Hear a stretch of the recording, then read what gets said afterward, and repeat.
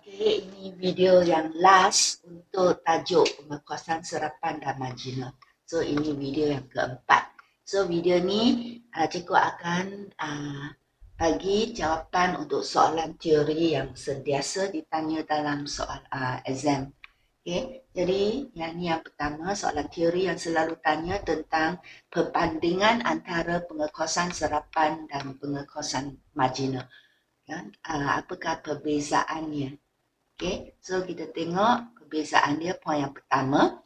Ini serapan, ini marginal. Jadi perbezaan yang sangat ketara dari segi laporan. Laporan yang disediakan oleh serapan adalah memenuhi prinsip-prinsip perakaunan diterima umum. Standard perakaunan. Jadi dia boleh diguna untuk pelaporan luar dan boleh untuk tujuan penaksiran cukai. Kalau company nak hantar berapakah untung yang diperoleh oleh syarikat kepada lembaga hasil, kena guna cara yang serapan. Kalau marginal pula, laporan yang disediakan tidak mengikut kehendak prinsip perakaunan diterima umum. Format dia, as I said, dia lebih flexible. Dia tak semesti ikut akta. Jadi, kerana dia tidak mengikut prinsip ni, jadi penggunaan laporan dia hanya terhad kepada pihak dalaman saja. Just for the company use. Tak boleh guna untuk luar. So kita tengok poin yang kedua pula. Pengekosan serapan adalah lebih menitik beratkan fungsi kos. Jadi format penyata pendapatan dia pun susun ikut kos kilang dan kos tempoh, kos office. Jadi kita tengok marginal pula, pengekosan marginal lebih menitik beratkan gelagat kos atau kelakuan kos. Jadi penyata pendapatan format dia juga susun ikut kos berubah, kos tetap. Kerana dia lebih pentingkan kelakuan kos tu. Poin yang ketiga, kos produk pula ditentukan, yang ini serapan ditentu dengan mengambil kira semua kos pengeluaran. Sedangkan untuk yang pengekosan marginal, kos produk hanya ditentu dengan mengambil kira kos perkilangan berubah sahaja. Yang kos tetap dianggap sebagai kos tempoh. Poin yang keempat, ciri utama untuk pengekosan serapan ialah untuk mengira untung kasar. Okay. Untuk marginal pula, ciri utama dia ialah untuk mengira margin caruman. Okay, walaupun cikgu kata margin caruman lebih kurang macam untung kasar, tetapi actually ada juga beza sikit dari segi kegunaannya. Nanti cikgu explain. Kita tengok poin 5, inventory pula untuk serapan dinilai pada kos penghilangan sepenuhnya kerana dia ikut kos produk kan. Kalau kos produk sudah kira ikut semua kos, inventory akhir pun akan nilai ikut yang kos yang kita kira sebelum tu. So marginal pula inventory dinilai pada kos penghilangan berubah saja. Last point, kaedah pengekosan serapan ni tidak sesuai. Diguna untuk pengukuran prestasi, pengawalan, pembuatan keputusan dan juga untuk menganalisis setiap kos. Kerana dia tidak membezakan kos berubah dan kos tetap daripada jumlah kos. Kalau kita nak analisis setiap kos, gunakan kaedah ni, bila kita dapat bezakan kos berubah dan kos tetap, kita dapat guna untuk mengawal, untuk mengukur prestasi. Tadi serapan tak beza, dia hanya beza kilang dengan kos tempoh, jadi dia tak sesuai guna untuk pembuatan keputusan semua. Kita tengok marginal pula. Marginal. Kerana dia ada pisahkan kos berubah dan kos tetap. Pemisahan kos berubah dan kos tetap membolehkan analisis kos volume untung dibuat. That means kita analisis. Kalau kita keluar volume ini, kuantiti ni, berapakah kos dia? Berapakah untung dia? Kita boleh buat analisis macam tu. Okay. Dan dengan ni, bolehlah membantu pihak pengurusan dalam perancangan, pengawalan kos dan pembuatan keputusan. Okay, untuk analisis kos volume untung nanti Cikgu akan terangkan dalam video yang seterusnya lah. Dia adalah bab tersendiri ya. So you just know that dia sesuai marginal sesuai untuk perancangan pengawalan kos pembuatan keputusan. Okay. Soalan pun selalu tanya tentang kebaikan dan kelemahan kaedah serapan dan marginal. So kita tengok kebaikan serapan dulu. Apakah kebaikan pengekuasaan serapan? So tadi sudah kata satu kebaikannya ialah pengekuasaan serapan memenuhi kehendak prinsip perakaunan diterima umum. Semua format penyata pendapatan, format penyata kedudukan kewangan, semua akaun-akaun dibuat mengikut prinsip perakaunan diterima umum. Jadi dia adalah sesuai untuk pelaporan luar dan untuk kegunaan pengiraan cukai. Dan poin yang kedua pula, kos produk dia mengambil kira semua kos pengeluaran kan. Okay, di mana kos overhead kilang tetap juga masuk dalam pengiraan kos produk. Jadi ini adalah satu kebaikan di mana dia dapat mengelakkan kos produk daripada terkurang kira. Okay, kos produk yang dikira tu adalah lebih realistik. Dan kita tengok poin 3, pengekuasaan serapan sesuai untuk menetapkan harga berbentuk jangka panjang. Actually, kita boleh tetapkan harga secara jangka pendek atau jangka panjang. Kalau jangka pendek, kita akan sesuaikan harga kita untuk sementara lah for certain customer. Just for that customer kerana mungkin nak menolong dia ataupun untuk kebajikan masyarakat. That is tentukan harga for sementara for that period only. Then for the long term harga, kita akan jual pada long term, jadi sesuailah untuk guna yang ni. Kalau for the short term, kita akan guna kaedah marginal. Yang itu pula lagi akan merupakan satu tajuk lagi lah yang cikgu akan ajar selepas ni lah. So you just know that serapan ni memang sesuai untuk menetapkan harga yang berjangka panjang kerana semua kos pengeluaran diambil kira dalam kos produk. Dan dalam jangka panjang kalau you tak ambil kos tetap, rugilah company so you tak dapat untung kalau you letak harga yang terlalu murah.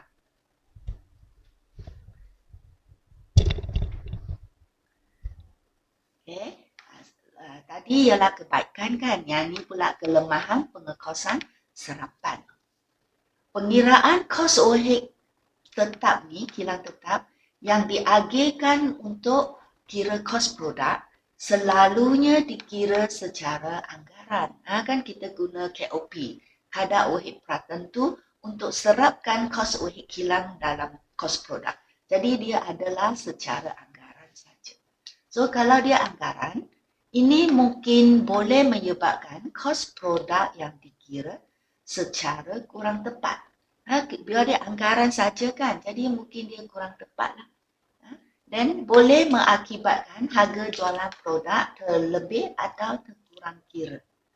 Okay, inilah satu kelemahan dia. Kita tengok kelemahan kedua.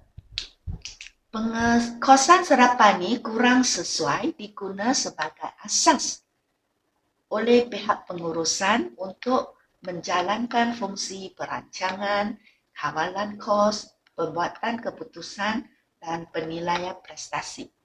Pengukuran prestasi sebab dia tidak memisahkan kos berubah dan kos tetap. Kerana kalau kita pisahkan kos berubah dan kos tetap, kita lebih nampak kesan kos itu ke atas keluaran atau untung. Kerana kos tetap ni tak berubah kan. Tak kisah dia keluar berapa unit pun, dia masih kos yang ni you perlu tanggung. Jadi dia merupakan kos yang tak relevan bila kita buat keputusan. Yang boleh mempengaruhi untung ialah kos berubah. Kerana semakin banyak you keluar, semakin kos you kena bayar. Tetapi kos tetap tak kisah berapa you keluar, dia masih sama. Jadi kalau kita pisahkan kos berubah dan kos tetap, jadi kita boleh ignore the kos tetap dan kita tumpukan perhatian kepada kos berubah. Kerana ini yang akan mempengaruhi untung kita. So, serapan ni dia tak pisahkan kos berubah dan kos tetap, jadi dia tak dapat nampak kesan perubahan unit keluaran kepada untung. So dia tak sesuai lah diguna sebagai asas untuk perancangan, kawalan, pembuatan keputusan, pengukuran prestasi. Jadi kalau untuk marginal dia lebih sesuai. Okay. Dan kita tengok point 3 pula ya.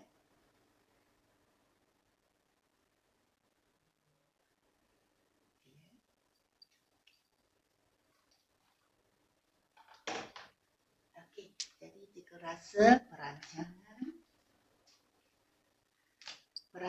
ni okey boleh ya, tapi yang ni lah lebih okey. Jadi untuk perancangan belanjawan bolehlah budget. So I think better cancel di sana. Jadi yang ini memang tak boleh ya. Kawalan, pembuatan keputusan, pengukuran prestasi. Okay. Kita tengok poin yang ketiga pula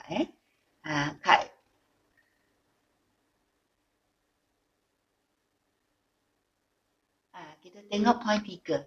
Kaedah pengekuasaan serapan membolehkan syarikat memanipulasikan keuntungan di dalam penyata pendapatan. Kaedah serapan ni dia membolehkan syarikat memain-main atau memanipulasikan keuntungan di dalam penyata pendapatan. Macam mana? Iaitu dia dengan tingkatkan atau menurunkan nilai inventory akhir. Cikgu sudah ajarkan kalau inventory akhir ni tinggi, untung akan jadi tinggi. Jadi dengan ni pengekosaan serapan ni membolehkan syarikat boleh naikkan, kalau dia nak naikkan inventory akhir dia, untung dia menjadi tinggi lah. Jadi kenapa? Dia untuk tujuan menarik pelaburan, untuk ditunjuk kepada pemegang saham. Nampak macam syarikat banyak untung. Kalau syarikat dia nak lepas daripada cukai supaya tak payah banyak, jadi dia boleh inventory akhir dia turunkan. Untung dia menjadi rendah.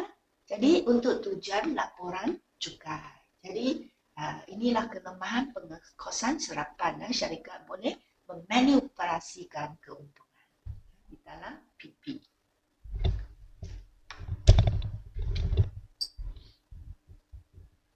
Okay. Kita tengok dari segi kebaikan pula Yang ni ialah pengekosaan marginal. Pengekosaan marginal, poin pertama, boleh membantu pihak pengurusan membuat perancangan, kawalan dan pembuatan keputusan kerana dia mengasingkan kos kepada kos berubah dan kos tetap. Jadi kalau serapan dia setakat perancangan saja, tetapi marginal boleh semua. Perancangan, kawalan, pembuatan keputusan, dia kerana dia dia asingkan kos kepada kos berubah dan kos tetap. Jadi ini satu kebaikan yang sangat ketara tentang marginal. So, poin kedua, pengekosaan marginal berguna untuk tujuan penilaian prestasi. Di mana dia pengekosaan marginal boleh mengukur keupayaan seseorang pengurusan mengawal kos berubah dia yang di bawah kawalan pengurus itu. So, kalau pengurus ini dapat mengawal kos berubah dia dengan baik dan dapat mendapat untung yang banyak untuk syarikat, arti dia prestasi dia sangat bagus lah. Sedangkan yang serapan tak dapat menilai prestasi seseorang atau sesuatu jabatan tu kerana dia tak pisahkan kos berubah dan kos tetap. Poin yang ketiga, masalah berkenaan dengan kos OH kilang tetap terlebih atau terkurang serap tidaklah wujud dalam pengekosaan marginal kerana kos OH kilang tetap dia dianggap sebagai kos tempoh dan tidak diserap sebagai kos produk. Jadi tak adalah masalah lebih ada kurang serap. So itu kebaikan marginal. Kita tengok poin 4. Kesan perubahan jualan ke atas untung mudah ditentukan. Kita nampak kesan bila jualan sudah berubah, berapakah perubahan dalam untung. Yang ini kita dapat nampak dengan lebih jelas melalui pengekosan marginal. Okay? Di mana ia boleh ditunjukkan melalui perubahan dalam margin caruman. Itulah kegunaan margin caruman. Berbeza dengan untung kasar. Untung kasar tak dapat tentukan dengan cepat. Tapi marginal caruman, when you have the margin caruman, you can see kesan perubahan dalam unit jualan. Dan kalau unit jualan berubah, berapakah perubahan dalam untung? Margin caruman dapat memberi kita satu kiraan yang lebih cepat dan jelas. Okay? Kena contoh dia. Kalau margin caruman seunit ialah RM50. Okay? Margin caruman ialah jualan tolak kos berubah kan. So, you jual RM100. Okay? Kos berubah RM50. So, margin caruman ialah RM50. Margin caruman macam untung kasar kan. Okay? So, ini bererti you jual seunit produk, caruman dia, untung kasar dia ialah RM50. Okay? Harga jualan 100, kos berubah 50, so margin caruman RM50. So, when margin caruman 50, erti dia, your untung kasar is 50. So, kalau unit jualan sudah naik, bertambah sebanyak 100 unit. Adanya tambahan dalam jualan, 100 unit. Jadi, ini bermakna untung akan naik berapa? So, kita guna konsep margin caruman. Ini bermakna untung akan naik 1 unit untung RM50 kan? Jadi 100 unit berarti dia untung anda sudah naik RM5,000. Tengok, kita guna konsep margin caruman, sangat cepat kita dapat nampak, dapat kira berapakah tambahan dalam untung itu. So, jadi perubahan untung dapat ditentukan dengan menggunakan konsep margin caruman dengan cepat. Okay, you tak perlu menyediakan penyata pendapatan, jualan, tolak kos berubah, all that. Straight away you use this concept, then you can find berapakah untung kita sudah bertambah. So inilah kebaikan pengekosan marginal. Kita tengok kelemahan pengekosan marginal pula. Ada baik, mesti ada lemah. Kelemahannya yang poin pertama, kaedah marginal ni tidak mematuhi prinsip perakaunan diterima umum. Tidak di format dia tak ikut akta. So, jadi tidak diterima untuk pelaburan luar. Tak diterima oleh bank, tak diterima oleh lembaga hasil. Kerana dia tak ikut format dia, tidak mematuhi prinsip perakaunan diterima umum. Kita tengok poin kedua, pengasingan jumlah kos, asingkan jumlah kos kepada kos berubah kos tetap adalah sukar. Bukannya senang. Kan you sudah belajar kaedah tinggi rendah kan. Jadi untuk asingkan kos tetap dari kos berubah, dia perlukan, katakan contoh air elektrik. Dan air elektrik, dia kena tata yang panjang. Mungkin untuk setahun, January hingga December. Nak lebih tepat, maybe perlukan bil elektrik untuk 2-3 tahun, barulah lebih tepat kiraan. Jadi dia sukar dan mengambil masa yang panjang kecil. Okay? Jadi kerana dia sukar, jadi pemisahan kos berubah dan tetap ni biasa dibuat secara anggaran sahaja. Jadi mungkin pemisahan tu actually tak begitu tepat. So inilah kelemahan dia. Poin ketiga, kos produk mungkin terkurang nyata atau terkurang kira. Sebab kos produk tidak mengambil kira semua kos. Dia tak mengambil kira kos overhead, kilang tetap. Jadi ini mengakibat harga jualan produk yang ditetapkan dengan guna marginal ni adalah pada tahap yang kurang realistik. Tengok poin 3, nilai inventory pula kan dia lebih rendah kan kerana dia tak ambil kira semua kos kan. So yang ditunjukkan dalam penyata kedudukan kewangan, dalam kunci kira-kira, juga adalah lebih rendah, terkurang nilai. Dan ini memberi kesan kepada pengiraan modal kerja. Ingat tak modal kerja ialah aset semasa tolak liability semasa. Dan inventory kan adalah di dalam aset semasa. Jadi kalau inventory rendah, aset semasa pun rendah lah. Okay.